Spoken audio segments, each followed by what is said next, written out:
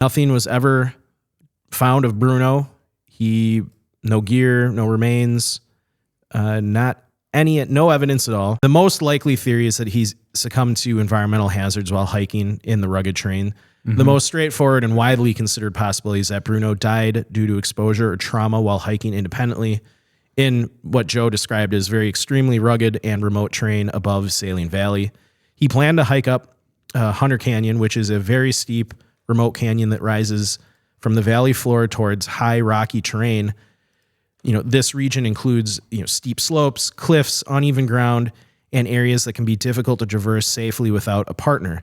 Given that he was alone and had no route back to the vehicle or hot springs was ever established, it's very plausible that he ventured too far or too high and was unable to return and ultimately suffered some kind of fatal injury or succumbed to exposure.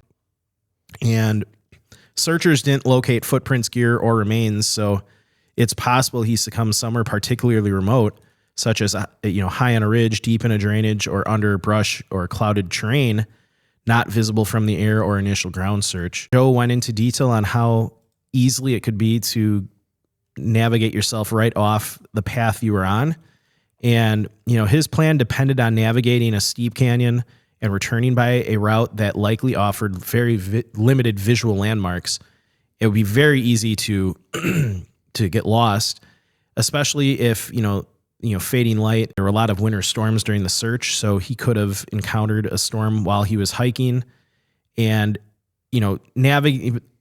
getting lost out there can lead to, getting into very dangerous terrain very quickly. And then all things are on the table, dehydration, hypothermia, injury, all of that. So from all likelihood, it probably was just an unfortunate accident in very deep, remote backcountry wilderness.